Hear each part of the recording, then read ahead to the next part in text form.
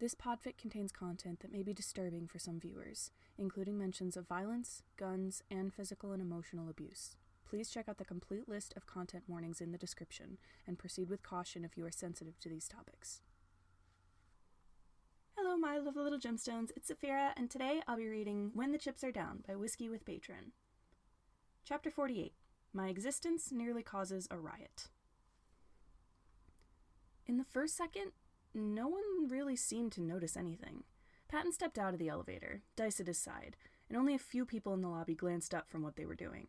Their faces were curious, only looking up because someone new walked in, and they were wondering who it was.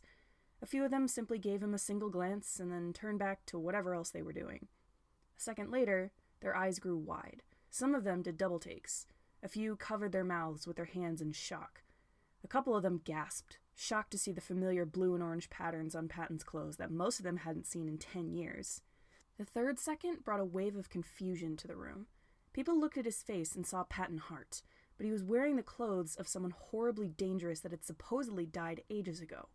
Patton could almost hear the gears turning in their heads. Had the critic just lent a dead man's outfit to someone living because he didn't have anything else to wear? Was Patton Hart hiding under a false claim that he was the long-dead assassin, Poison Dart? The next second had people whispering. Recognition flashed across people's faces, followed closely by horror. Some people tensed. Others reached for their weapons they weren't allowed to use. For every person that looked skeptical, 10 others looked horrified. Someone raised their phone and took a picture. Someone loaded their gun and eyed the door. Someone screamed. Someone else started sobbing. Someone bolted for the door. Someone ran to attack Patton, only to be held back by 3 others.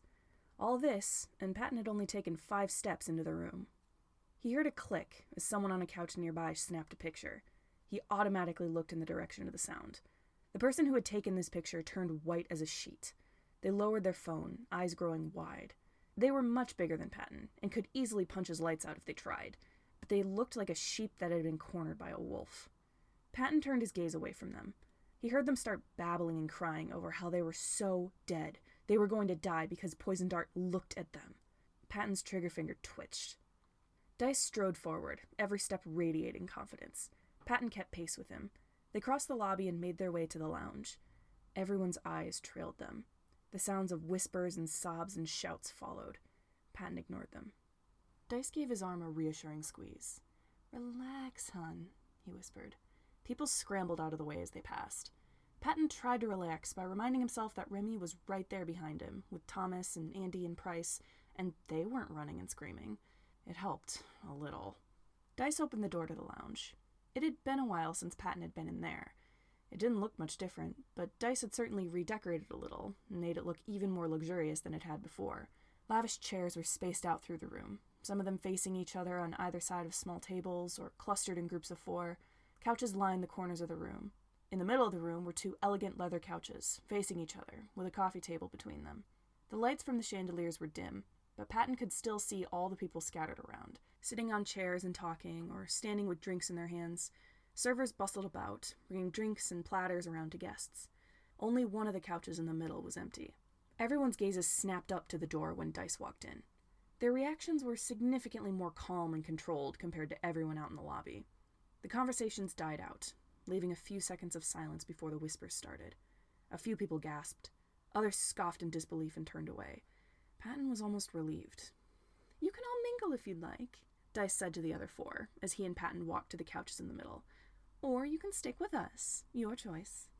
None of them must have been eager to talk to the variety of assassins and mob bosses in the room, because the 4 of them followed Dice and Patton to the center of the room. Dice and Patton sat on the couch, right in the middle of it. Andy and Price sat at Dice's side with their arms still locked together. Remy lowered himself down next to Patton, Thomas on his other side. Despite Remy's usually large presence, he seemed so small in this big room of criminals. He shifted in his seat as if he was uncomfortable. Dice crossed his legs and leaned back, like he owned the place, which he did, after all. Patton lowered his shoulders to make it look like he was more relaxed than he was. A server walked up to the couches and set a plate of food on the coffee table. They retreated, only for another server to swoop in with a platter of wine glasses. Out of habit, Patton took one with a quiet "thank you" to avoid being rude. Dice did the same. Remy and Thomas both refused one. Andy took a glass with a smile at the server. Price seemed to debate with herself for a moment, then took a glass, simply nodding at the server in acknowledgement. Dice swished his drink in his glass and smiled at the people on the couch across from them. Poison, I'm sure you're familiar with these people, aren't you? Why don't you introduce the others? Patton turned his attention to the people sitting across from them. He felt his face twist into a brief scowl upon seeing them, before he got his expression under control. Dice was right. He did know these people. The man on the far right narrowed his eyes at Patton. His suit didn't quite fit him, as if he'd hurriedly put on something that he used to wear years ago, but it looked expensive. His black hair was slicked back. The mustache on his lip made him look a bit like a stereotypical Italian mob boss. Dustin Cross, Patton said. Good to see you again. Have you gotten any better as a hitman, or is your little gang of amateur assassins still screwing up jobs? He hadn't even really meant to say any of that. At the sight of Cross, the insults just flowed out automatically. Cross's face twisted into a glower. Fuck you. The only reason I didn't shoot that target is because you killed her first. Because you're slow, Patton said. Need I remind you that you got that job a day before I did, and I still got her first? Cross looked like he was about to snap back, but Dice held up a hand to silence him. Cross mumbled under his breath and sipped at his drink. A tiny bit of smugness made its way through the anxiety in Patton's gut. He'd never liked Cross. Patton turned to the woman next to Cross. A long black dress covered her legs, but he was willing to bet she had a knife strapped to her calf under the fabric. Her blonde hair was curled to perfection and draped over one shoulder. She didn't look much different than she had years ago. The only signs of age were the lines across her eyes and the gray streak in her hair. Christina Markov, Patton said. How's your smuggling business going? Markov raised a thin brow. You are not real Poison Dart, she said in her thick Russian accent. He is dead. I don't care what critics says. Poison Dart is dead, and I will not believe little game of impersonation you are playing. Smart woman, Patton said. I wouldn't believe me either. Markov's red lips twitched into a slight smile. I'm not interested in bounty. You seem like good man. Keep up this act. It will protect you. The woman next to her, in the middle of the couch, hadn't dressed up for the occasion. Her black, spiky hair stuck up in all directions. A burn scar on the lower left part of her face stood out against her pale skin. She had her boots kicked up on the coffee table. Her black leather jacket was as torn as her black jeans. She snapped her gum between her teeth as she glared at Patton. Stella Blackwater? How are the glass hearts? Fuck you, was her only response. Fair enough. The man on her other side was someone Patton didn't recognize, but judging by the orange tie of his suit, he was meant to be a representative from Wrath's Blade. What are you here for? Patton asked. Ares Justice was invited to this meeting, the man said, voice flat and monotone. He is unable to attend physically due to complications. He will be video calling later on. Thank God, Patton thought. He turned to the last person on the couch. A Latino man with glasses and curly hair sat there, glancing back and forth between Patton and Thomas. His cream-colored suit was perfectly ironed, not a single fold of fabric out of place. A golden ring in the shape of a snake coiled around his middle finger. He looked more shocked to see Thomas than he was to see Patton. Nico Flores, Patton said. I assume Emil Chimera couldn't make it? Flores cleared his throat. Yeah, he had business in Clawmore, but he looked at Thomas. Honey, what are you doing here? He hissed. Thomas bit his lip. Long story. I'll tell you about it later, sweetheart. Dice raised his eyebrows. Thomas, hun, I didn't know you were in with Chimera. And with the right-hand man, too? Interesting. He sipped at his drink. Anyway, these five, well, plus Mr. Justice and Dr. Pecani Chimera, of course, are the people I tend to do business with the most. You five, this is Thomas Sanders and Price Princeton. You already know Andy. Andy held up a peace sign. Sup? Cross scoffed and took another sip of his wine.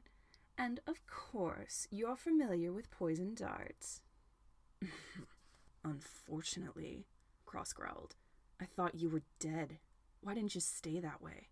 If I were dead, I would haunt you specifically, Patton said. Now let's stay civil, dears, Dice said. Come on, Cross. Our old friend is back from the dead, and this is how you treat him? Friend is an overstatement. Cross kept drinking his wine. Patton Hart, Markov piped up. How did you end up with Critic? He doesn't let just anyone stay in Penthouse. We've been friends for years, Dice said, taking over the conversation. I know you don't believe it's him, but I assure you it is. Markov didn't sound convinced. Connie's not going to be happy about this, Flores said, with an accusatory glance at Patton. I don't think the leaders in Clawmore will be either. A chill went down Patton's spine. Flores knew, he realized. He was Emil's right-hand man. Of course Emil would tell Flores about Patton's identity, in case Emil died. Flores knew the whole time, and likely knew the full story that involved Wrath and the old leader. Patton ignored Flores and took a sip of his drink. His trigger finger twitched again. We'll smooth over those ruffled feathers later, Dice said. The Chimeras are a very kind and understanding clan, for the most part at least. They didn't kill me when I slaughtered half of them back in 2010, Patton muttered. I don't think I've got anything to worry about. Flores raised an eyebrow, still skeptical. He lowered his gaze and twisted his snake ring. Why did you let this bitch back into the hotel? Blackwater scoffed. Don't you know what he's done? I'm fully aware of everything he's done, Dice responded. But this is a place of peace, and everyone is welcome. I wouldn't just turn him away. He killed almost all of us, Blackwater snapped. The glassed hearts haven't been the same. I can't even look at a candle without having a fucking flashback.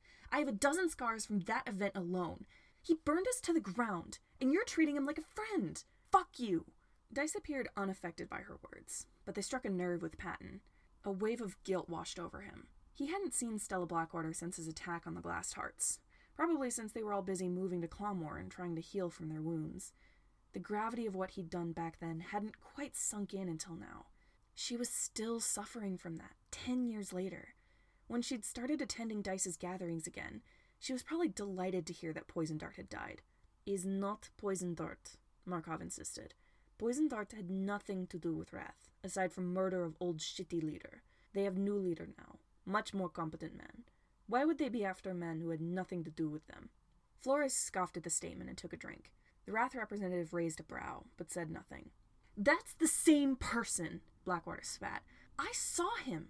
Those are the same eyes of the man who killed my second-in-command. What's wrong with you? Markov snorted. PTSD is screwing with perception. You are paranoid. Blackwater, Patton interrupted. Staying silent about this was making a knot of guilt form in his gut, and he didn't like it. If it means anything, I'm sorry. Markov gestured to him. See? Real Poison Dart would never apologize. He had no remorse. Patton Hart does, apologizing for something he did not do.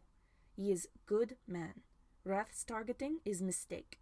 Blackwater clenched and unclenched her fists, like she wanted to strangle someone, but she didn't know who. Fuck you! Fuck all of you! She pointed to Patton, rage blazing in her eyes. Don't mock me. Don't give me empty apologies. I don't give a shit whether or not you're sorry. Don't talk to me ever again. Patton's heart twisted, but he gave a sharp nod. I understand. See? Now we're working things out, Dice said with a charming smile, ever the mediator. Why don't we all just have a drink and discuss business, Christina, Stella, I heard the glassed hearts are looking for help smuggling someone over the U.S.-Canada border. Markov nodded. I heard that too. Blackwater, I am willing to help. All I ask for is some of profit. Blackwater narrowed her eyes. Last time I did business with you, you didn't carry out your end of the deal.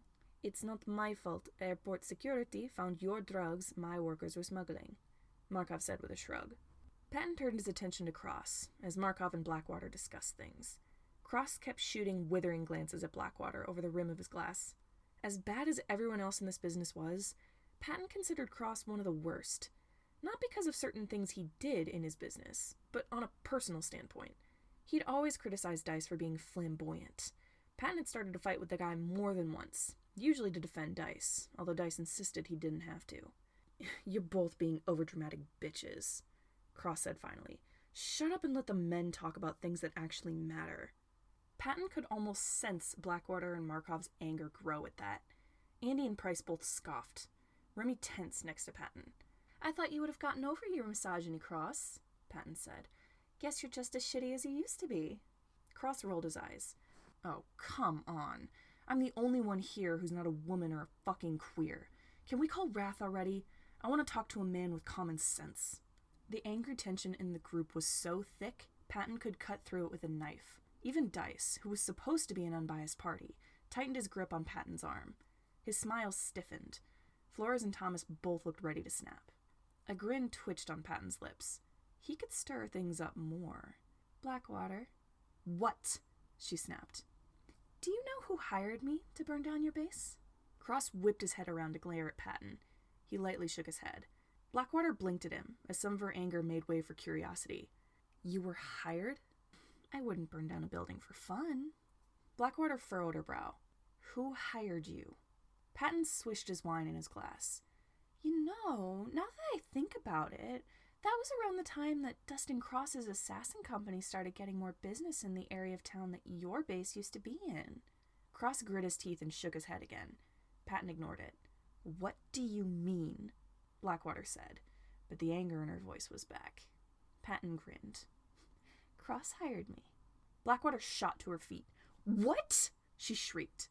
The rest of the room fell silent. Cross stood. You fucker! You weren't supposed to tell anyone! That was in the contract! Patton pushed himself to his feet. What contract? He said, spreading his arms with a smile. I've been legally dead for 10 years. You can't hold a dead man to a contract a living man signed.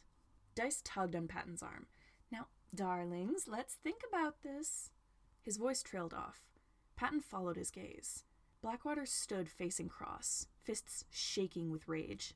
Her entire body was tensed. Angry tears welled in her eyes. You ruined us, she whispered. Just for a little extra business. You're fucking despicable. Dice slowly stood up. He stepped forward and put a hand on Blackwater's shoulder. Patton thought he was going to say something to calm her down, maybe diffuse the situation and make sure no one got hurt. Instead, he leaned in and said, You have 10 minutes. Try not to make it too bloody. The moment he took his hand off her shoulder, she lunged for Cross. Patton took Remy's arm and pulled him to his feet as everyone else in the room gathered around to watch, shouting at Blackwater to rip Cross's throat out. Patton guided Remy through the crowd towards the door. He didn't know if any of the others were coming with them. They might want to watch the fight. Patton burst out of the lounge with Remy, breathing heavily. A laugh bubbled up in his throat. Remy grabbed Patton's arm and turned him around to face him. What's so funny? Patton tried to stifle his laughter. Sorry, I've been waiting to tell her that for years. Oh, the poor cleaning staff. They're gonna have to wipe his remains off the floor. He giggled again, downright giddy that he'd gotten to make sure Cross got what he deserved. That guy was an asshole, through and through. Remy's fingertips dug into Patton's arm. She's going to kill him. Yeah, I was counting on it. Patton gently shook Remy's hand off so he could take off his jacket, ignoring the terrified gazes of everyone else in the lobby. Do you want to go to the bar? They're usually serving alcohol by now, and I didn't get to finish my wine. Patton started for the bar, slinging his jacket over one shoulder, but he was pulled to a stop when Remy grabbed him again.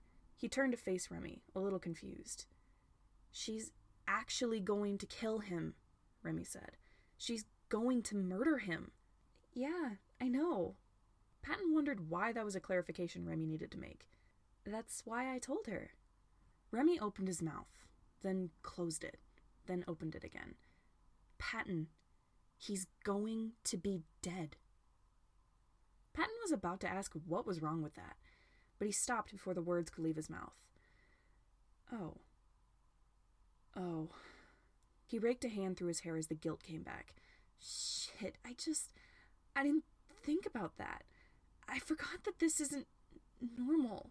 Being desensitized to this isn't normal. I'm just still used to... Patton couldn't make himself keep talking. There was no excuse for what he just did. Remy's gaze softened. Hey, it's okay. I get it. Let's just... Someone shoved Patton from behind, and he stumbled forward. He whirled around and grabbed the person by the collar. Push me again, and your head will end up on a pike in the parking lot. The person nodded frantically, their eyes wide. I'm sorry, it was a dare. Then whoever dared you to fuck with me is trying to get you killed.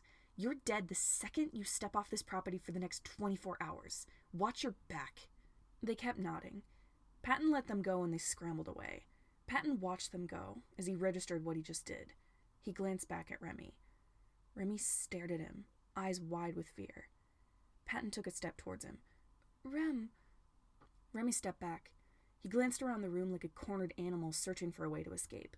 He tore his gaze away from Patton and made a beeline for the elevator. Patton stared after him.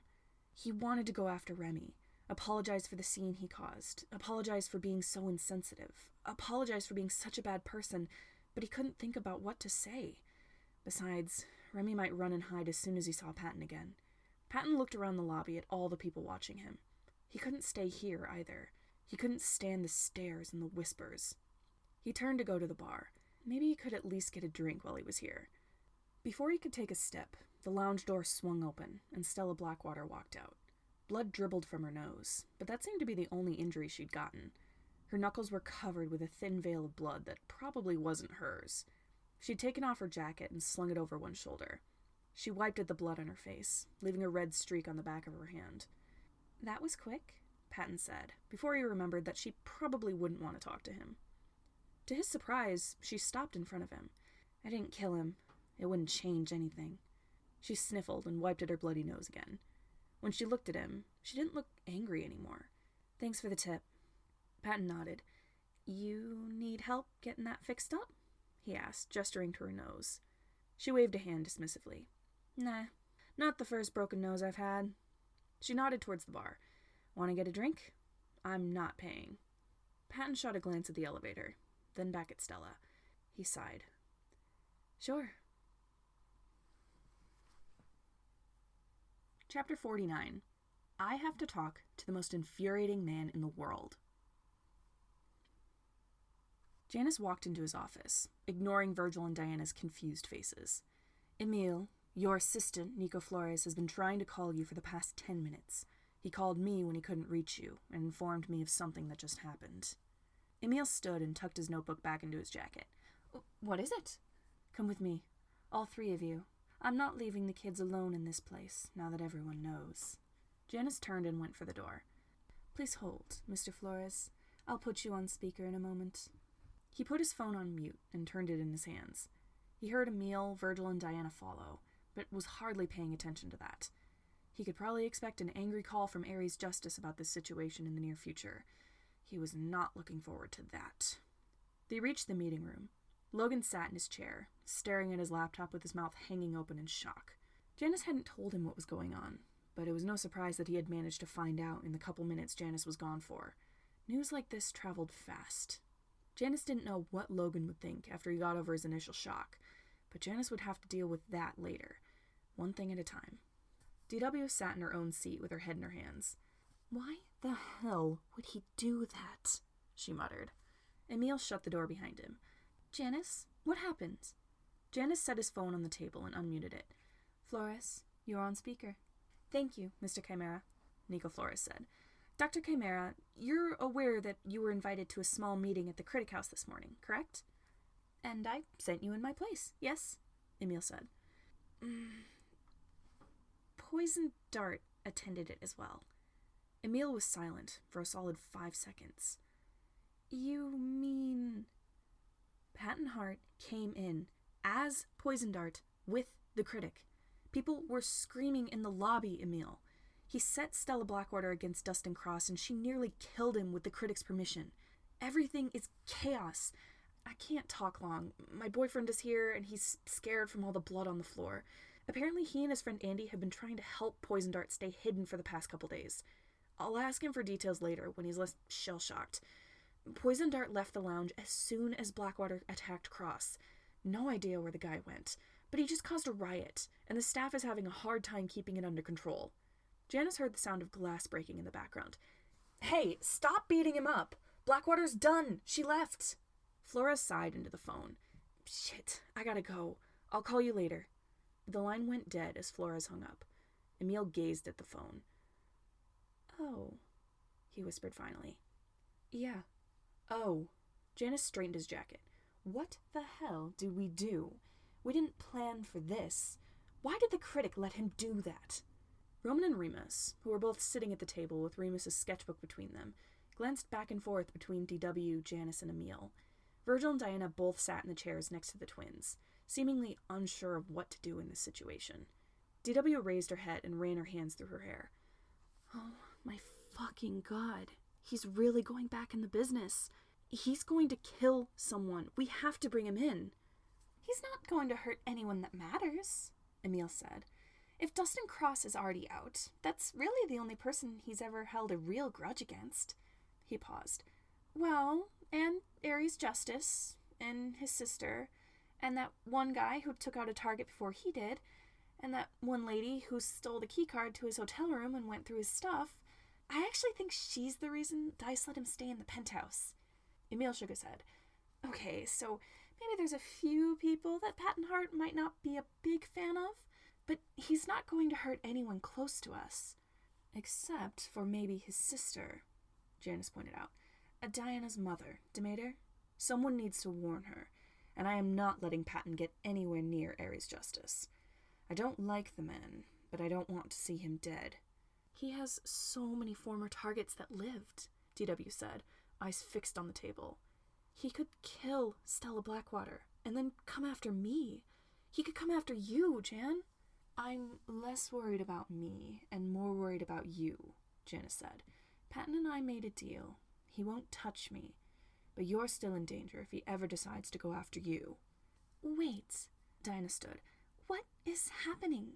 What did Patton do? Janus, DW, and Emil all glanced at each other. Janus turned his gaze to the kids. Roman and Remus looked confused, a little scared at all this talk of people dying. Virgil didn't look quite as surprised, but he was chewing on his bat necklace harder than usual, leaving teeth marks in the silicone. Diana didn't look confused or surprised, more frustrated. She stood there, arms crossed, glaring at Janus like she could see the answers to her demanded questions in his eyes. She tugged on the necklace around her throat. With that anger in her eyes, she really was the spitting image of her eldest uncle. Janus deflated and sank into a chair. He ran a gloved hand over his face. God, he was so tired of this. Virgil, he said, I know you think assassins are cool, but those are fictional characters. Your father was the most dangerous hitman I've ever met, and I've met plenty. He's hurt so many people, Dorothy included. He's the reason she's missing a leg.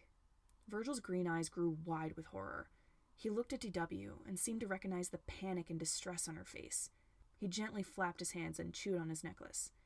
But what's this about Aries Justice? Diana asked. Who is that? Logan blinked and looked up from his laptop to stare at Janus.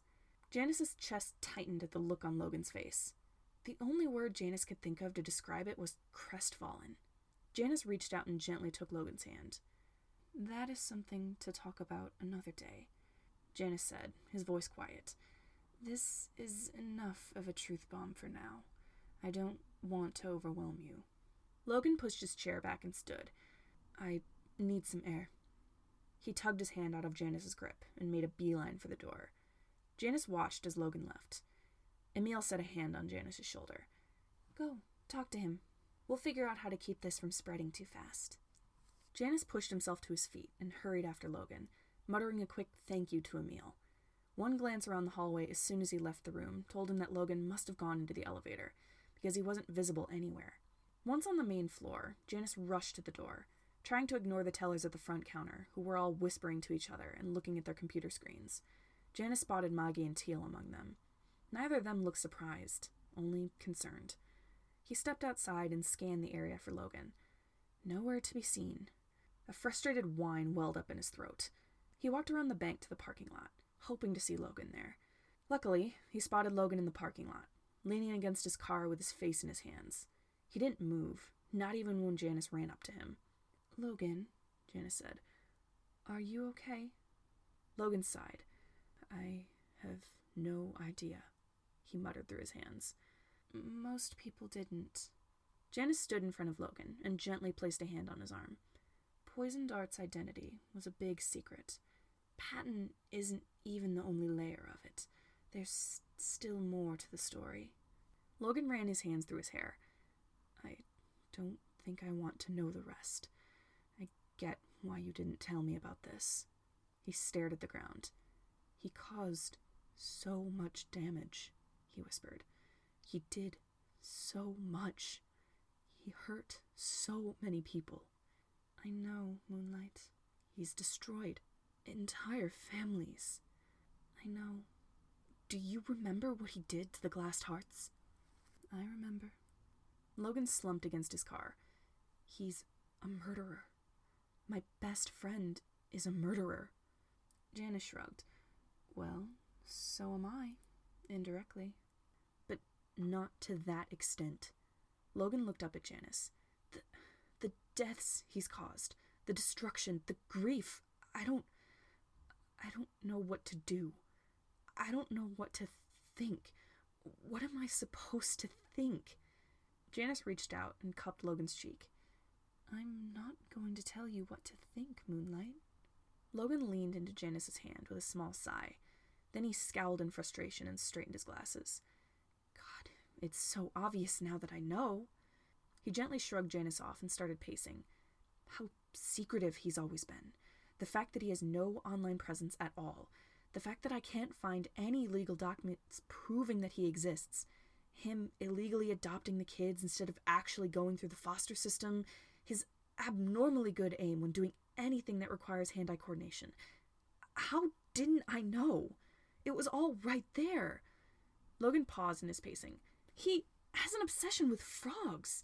How didn't I connect the dots to Poison Dart? Literally, who else would name their assassin persona after a type of frog? Logan heaved a frustrated sigh.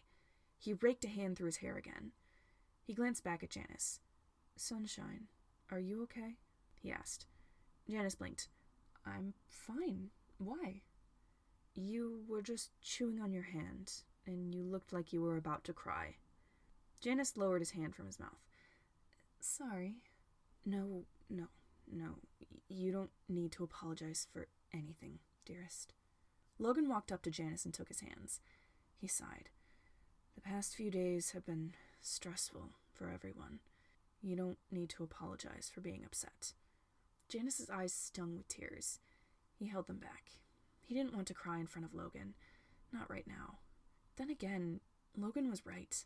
Janus had been under near constant stress for the past 4 days. He stepped forward and slowly wrapped his arms around Logan, giving him time to back away if he didn't want to be hugged. Logan leaned into the embrace and rested his head on Janus' shoulder. Janus took a deep, shuddering breath, relaxing into the hug. Goodness, it has been a while since he let himself relax. The moment didn't last. His phone rang and he flinched at the sound. He reluctantly pulled away and dug his phone out of his pocket. Ares Justice is calling, he muttered. I'll be in my office. Logan took Janus's hand and gave it a squeeze. Text me if you need me.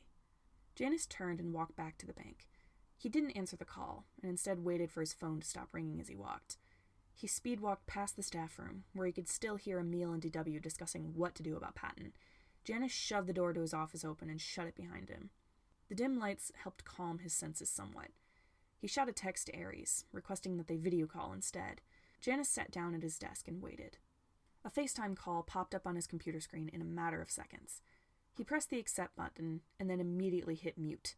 A video feed of a dark room appeared on his screen, illuminated by only a single lamp on a desk. A man paced back and forth in the shadows, barely visible in the dim light. His mouth moved as he shouted, but Janus couldn't hear a single word. Luckily, he was moving his hands in sign language as he ranted. Ares Justice was infuriating, but he was considerate of Janus' state of mind at least. How could he do this? Ares shouted and signed. This could ruin both of our businesses. Janus lifted his hands to sign back. He wasn't in the mood for speaking. Not to mention get him killed. The man is a fool. What was he thinking? I don't know, Ares huffed. Do you think he's trying to get back into the business? I hope not. I don't want to see you dead. Ares paused in his pacing. His smirk flashed in the darkness. Aw, you do care. Janus snorted. Keep dreaming, Justice. What do we do about him? DW says we should take him out before he can cause any damage. Ares sneered. What do you think I've been trying to do? I've been after him for the past few days. I need to get revenge on the man who killed my father. With all due respect, Justice, I know you. That's not the reason you're after him. Ares grit his teeth and glared at Janus. He yelled at the screen, forgetting to sign through his rage. Janus didn't unmute his computer. He wasn't in the mood to be yelled at. He folded his hands and leaned back in his chair, waiting for Ares to be done shouting. Ares finally stopped shouting, chest heaving as he glared at Janus through the screen.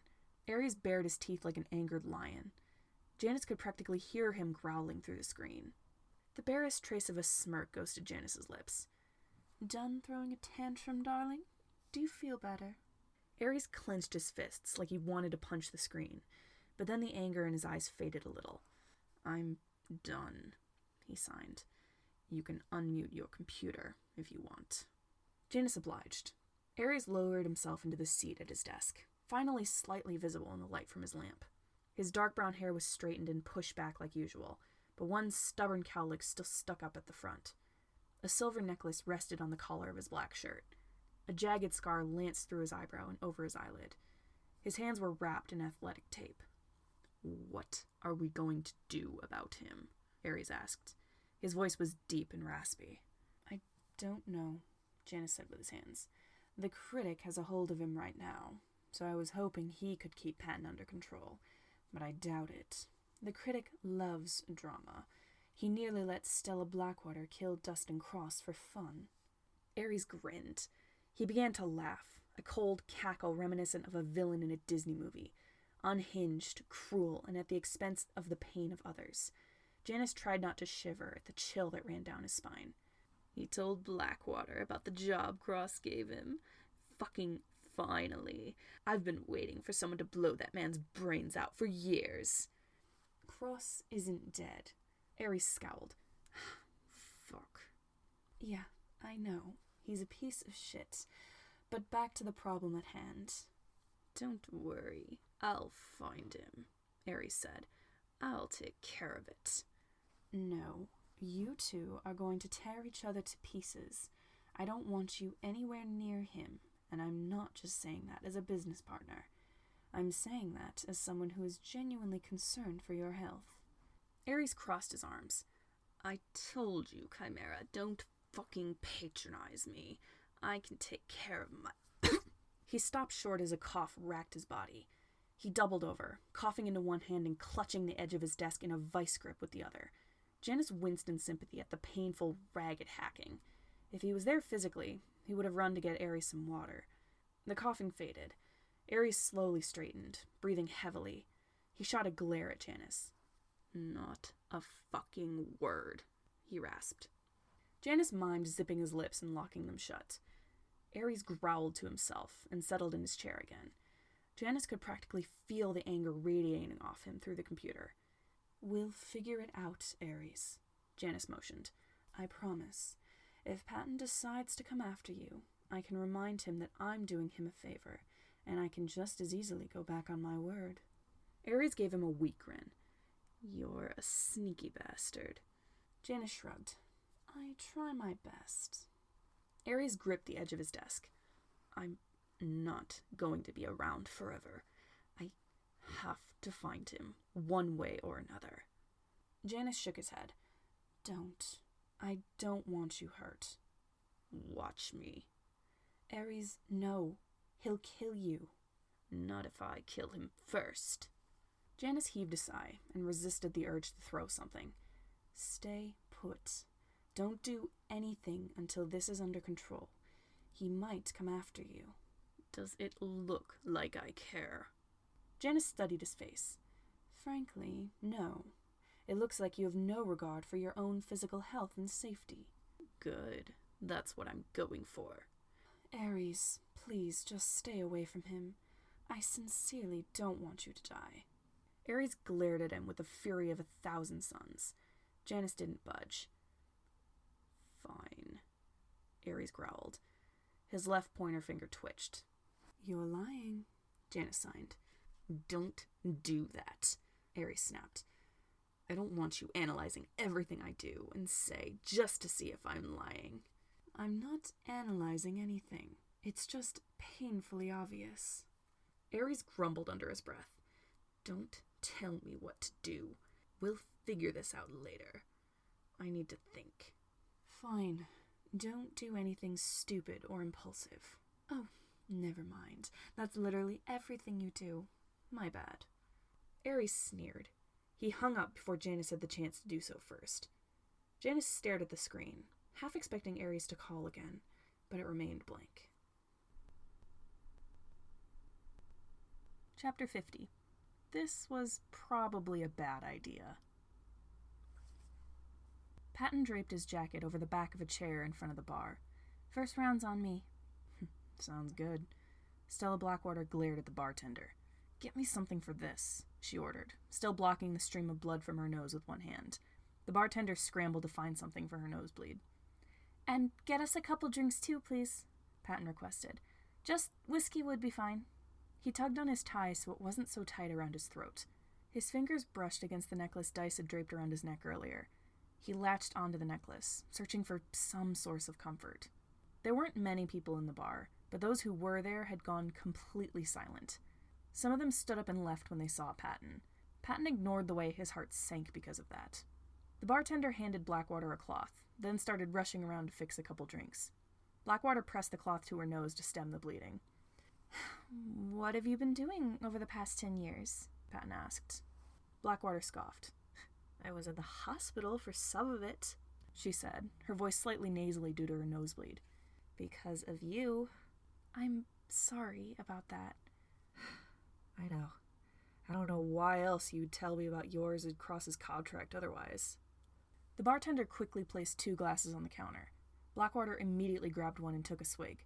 Other than that, she continued, pressing the cloth back to her bleeding nose, I've been trying to get business back up for the Glass Hearts in Clawmore. We decided not to stay in Sidehill. I still drive over here to attend these stupid meetings that Critic holds. She took another sip. What about you? Patton stared down at his drink. He swished it around in his glass, hesitant to take a drink just in case it was drugged or poisoned. I have kids. Blackwater choked on her whiskey. She coughed and set her glass down. Kids? She squeaked, staring at Patton with wide eyes. You have kids? Yeah, I adopted them. And you're not, encouraging them to kill each other or kill other kids or anything? You don't hurt them? Patton shuddered in horror at the assumption. No! I'm an assassin, but I'm not a monster. Was he really so awful that people would think he'd hurt and manipulate his own kids? Well, yes, actually. He probably was that awful.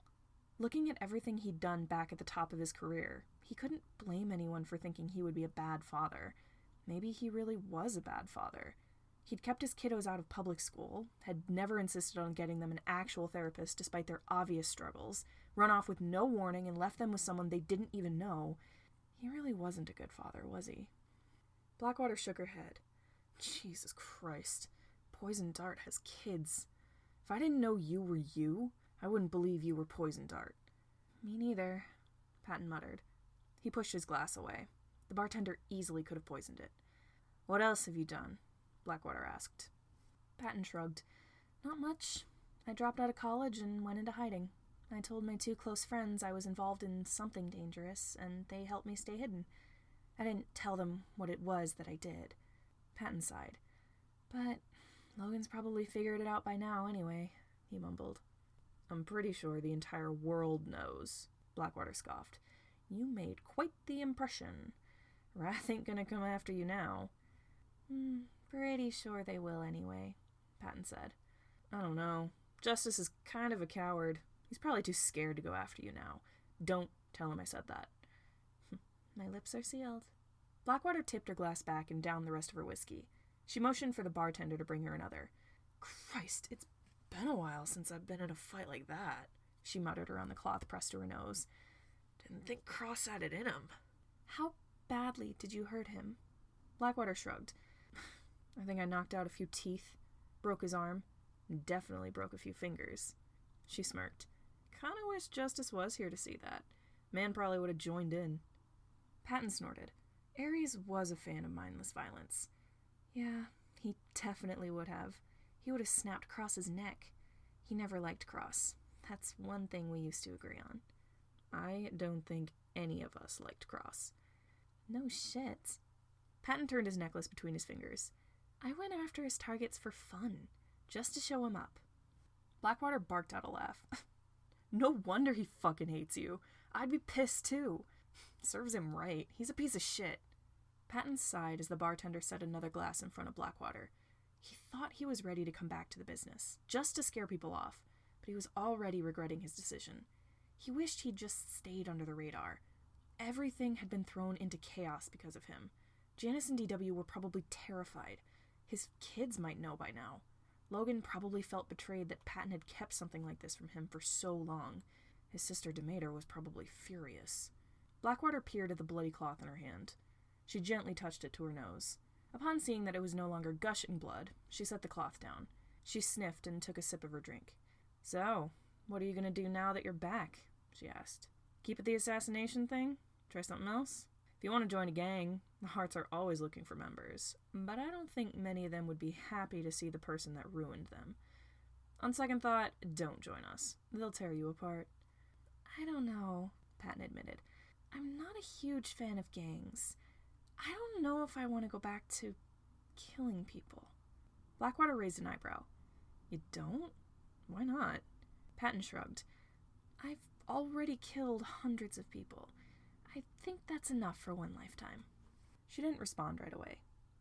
"Seriously?" She hummed. "Guess 10 years out of the business will change a guy." "Yeah. Really, I think just about everyone in this business should take a break every once in a while. Do something else. Consider if this is really what they want to be doing. It's not what I want to be doing, that's for sure. Not anymore. I don't want to put my kids in any more danger than they're already in." Never thought about that. Patton tugged on his necklace. He'd been uncertain before, but now he was 100% sure. He did not want to be Poison Dart. He didn't want to be in this business. He didn't want to scare people just by existing. His phone buzzed in his pocket. He pulled it out, half hoping that maybe it was Remy who was asking if Patton wanted to talk, or maybe Janus had found his number and Patton could ask if his kids were okay, or maybe Logan had some questions that he wanted answered. He didn't see any of those when he looked at his screen. His heart leaped into his throat. He read the text 4 times over before it finally sank in. "I want to talk. No tricks or anything. Just a discussion. A justice." Patton stood. I need to go." Blackwater raised an eyebrow, but she shrugged. "Whatever. Don't kill anyone." "No promises," Patton said automatically as he grabbed his jacket off the back of his chair. He walked to the door, trying not to cringe under everyone else's fearful gazes. He kept a tight grip on his jacket as he made his way across the lobby towards the elevator. People scampered out of his way. He almost wished they would stay put, purposely get in his way, show that they weren't afraid of him. Patton grabbed his keycard for the penthouse from his pocket and slid it into the slot in the elevator. The door shut and carried him upwards. The suit itched against his skin. He resisted the urge to loosen the tie again. He stepped into the penthouse and glanced around. It seemed like no one was around. However, as he made his way to the hallway, he heard faint voices speaking ahead. He walked to the end of the hall and paused at the door to the kitchen. He peered through the crack between the door and the wall. Remy, Andy, and Price were all seated around the dining table. Thomas must have still been with Nico Flores, because he wasn't anywhere in sight. The room was void of security guards. They were probably all dealing with the mess Patton had caused in the lounge. Patton couldn't see any more than that. Remy's back was facing him, so he couldn't see his face, but he could hear the anguish in his voice when he spoke. "I've never seen him like that," Remy muttered. "It's like I don't even know who he is." Andy sighed. "I know. I mean, I hardly know the guy, but that wasn't the Patton I've seen over the past few days." "Guess Deadshot's not as much of a pussy as I thought," Price scoffed. "Man's got some balls for breaking a contract he signed with a guy like Dustin Cross." "He threatened to kill someone after we left the lounge," Remy whispered. "He looked so angry. The only time I've ever seen him mad was when his kid's old foster mother showed up at his house and tried to demand the kids back. But even then, he didn't look like he would have killed someone." Dice's voice rang through the room. "Remy, honey, I warned you. The man is a loose cannon." Dice walked into Patton's view and handed Remy a coffee mug. "I know you love him. I do too. But I don't want to see you hurt, Rem." Patton's heart sank. Dice had known Patton was bad all this time, and even warned Remy about it. Dice was his closest confidant. and even he thought Patton was bad. "So you do love him, Remy?" Andy asked. She didn't sound surprised. Remy didn't answer right away. Tears sprung to Patton's eyes. Had he scared Remy so badly that he didn't care about Patton? "I don't know anymore," Remy admitted, and that answer hurt more than a simple no would have. That meant that he did know at some point, and the answer might have been yes, but now Patton had scared him, and that alone was pushing him away. Patton stepped back from the door and covered his mouth to stifle a sob. This was a mistake. He never should have done this. He should have kept his identity a secret. He turned and walked to the room he shared with Remy, shutting the door behind him and leaning back against it. He wiped at his eyes. He shouldn't be crying over this. He was a bad person. That's just how it was. Why couldn't he accept that? He glanced down at his phone again. He wiped his eyes so he could see the screen through the glare of his tears. He read over the words again, wondering if this really was who it said it was. Patton turned the pendant on his necklace in his fingers and tried to calm himself. He gazed at the words, deep in thought. He could still fix this. Patton tossed his phone onto the bed and unbuttoned his waistcoat. This was a mistake. He was going to make up for it. He took off the suit and carried it to the closet. He hung up the suit and smoothed it out. It looked like it hadn't even been taken from its hanger in the first place. He went back to the room and started going through his own clothes, the stuff he'd brought in his little backpack. He dug out a clean pair of jeans, a t-shirt, and his cat hoodie. If he was going to fix this, he was not going to do it as Poison Dart. He was doing this the Patton Hart way.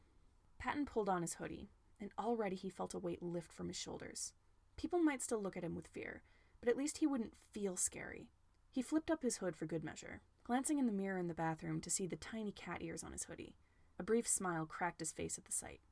Not for Remy. If Patton was never going to see him again, he wanted to leave no questions behind, no stones unturned. Patton dug through his backpack and found the letter he'd written to Remy just a few days ago. In it was everything that Patton had ever kept secret from him. He wanted to make sure Remy knew everything. Patton picked up the shirt he'd lent to Remy and folded it. He placed it on one of the pillows, then set the letter on top. Remy might not see it as soon as he walked in, but he would see it eventually. He zipped up the bag and faced the bedroom door. He felt like he was missing something. He went through a mental checklist. He glanced at the nightstand, where he'd set the necklace Dice had found for him. Patton debated leaving it behind, but it felt wrong to go without it. He clasped it around his neck and made sure it was visible over the collar of his hoodie. He scanned the room for anything else of importance and caught sight of his belt of weapons on the floor.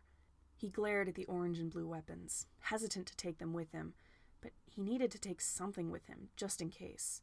He looped the belt around his jeans. Now he was ready. He opened the bedroom door and glanced around before he stepped out. His stomach turned with anxiety as he made his way to the elevator.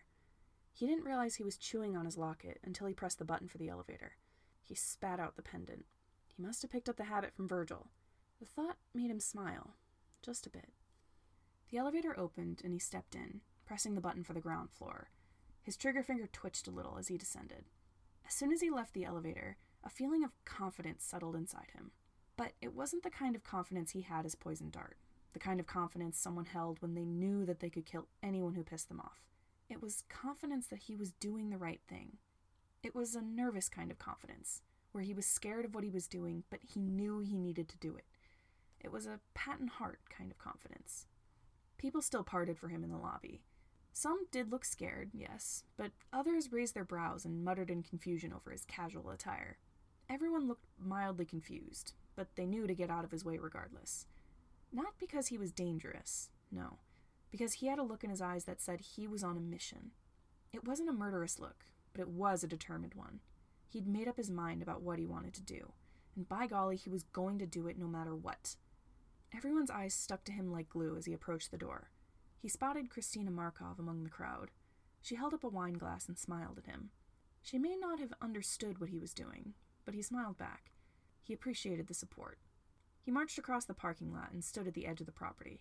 He raised 2 fingers to his mouth and gave his best taxicab whistle. A cab pulled over and parked along the curb. "I need to get to Clawmore," Patton said as soon as he crawled into the back seat. "That's an hour-long drive from the edge of the city," the driver said. "You got the money?" Patton reached one hand into his backpack and pulled out a wad of cash. "If you can cut it to 50 minutes, I'll give you a bonus." With that, The driver sped away from the Critic House. Dice ruffled Remy's hair. "Don't worry about it, Rem. There's not much you can do." Remy stared down at the coffee Dice had given him. He hadn't even taken a sip yet. He couldn't stop thinking about the look on Patton's face when he threatened someone outside the lounge. "I know," he said. "I wish I could talk to him, but I don't know what to say." Andy sighed into her coffee mug. "Hope he's not killing someone downstairs," she muttered. Price furrowed a brow. "I don't know the guy very well, but I've never seen someone act like that. I've never seen someone so chipper about violence." She glanced up at Dice. "Did he used to be like that?" Dice settled in his own seat next to Remy. "No, not really. He used to be stoic and cold.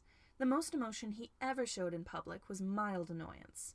Well, and a bit more anger when it came to people like Dustin Cross. But other than that, no." He shook his head. "Sometimes, though, he did like to stir the pot.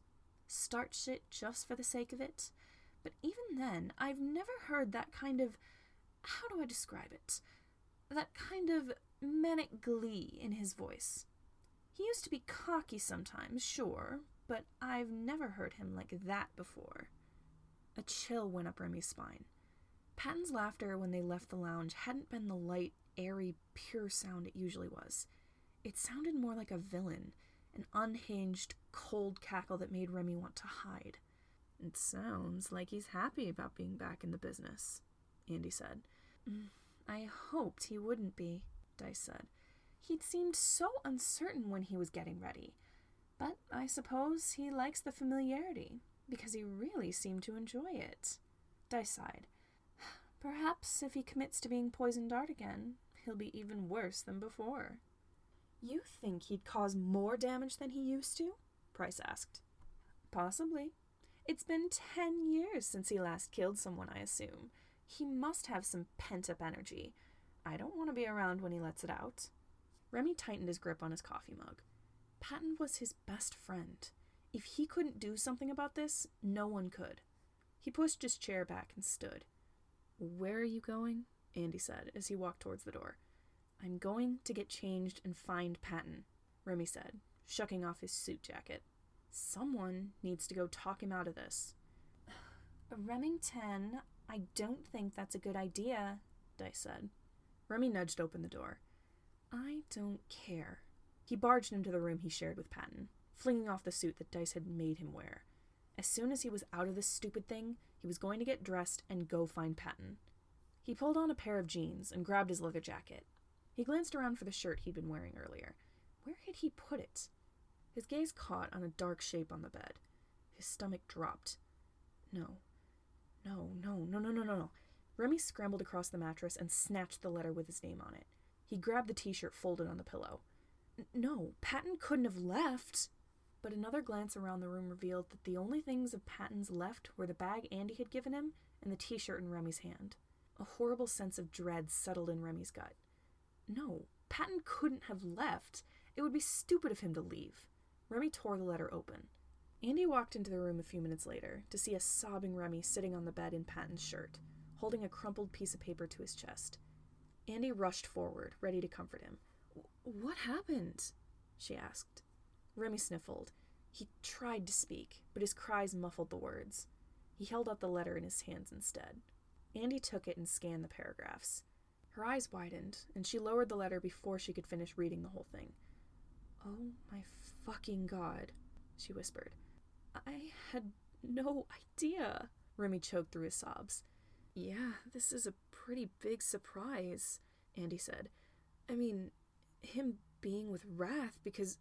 not that..." Remy reached over and pointed to the last paragraph. "That..." Andy looked where he was pointing. Her heart sank as she read the words. "Remy, I love you more than I can express with words. And I don't only mean that as a friend. I've been too scared to tell you outright because I knew you would find out about all this anyway, and I didn't know what you would think of me. No matter what you think now, just know that I still love you, and I will until I die, which might be pretty soon, actually. If you're reading this, I've likely given myself up. Tell Logan that I appreciate everything he's ever done for me and my kiddos.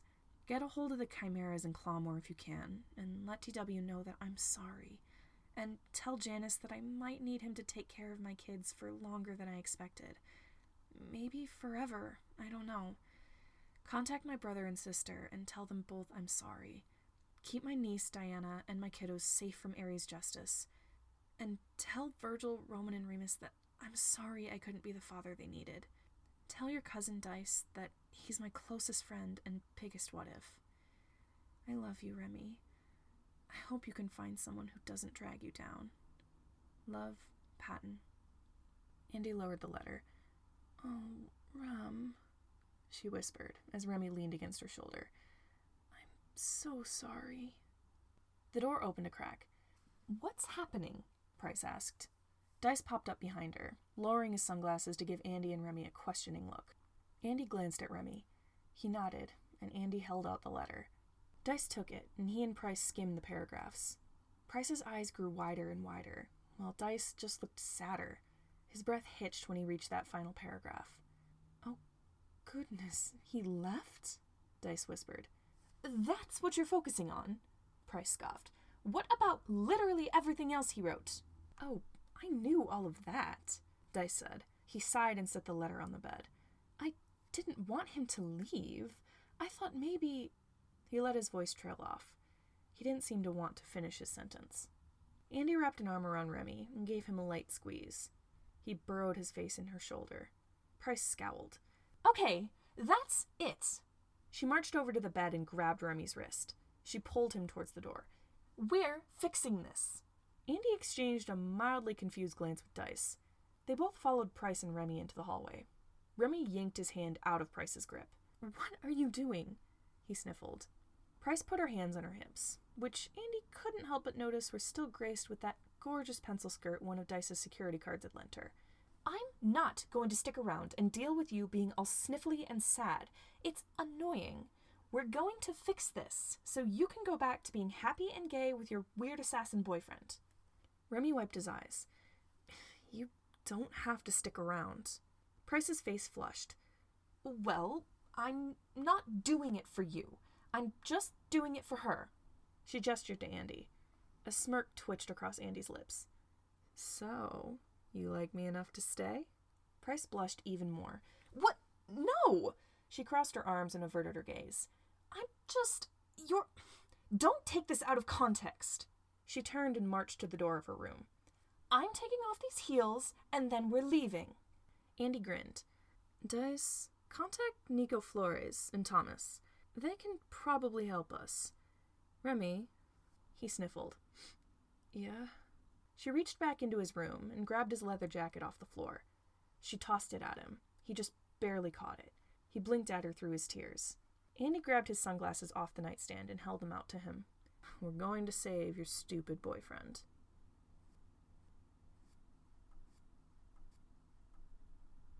Thank you all so much for listening. Make sure to like, comment, and subscribe so you don't miss the rest of this series. If you like what you hear and you want to read more, you can find the link to the fic and the author in the description. If you want to check out other podfics I've done, you can click on the playlist link on the screen. See you next time!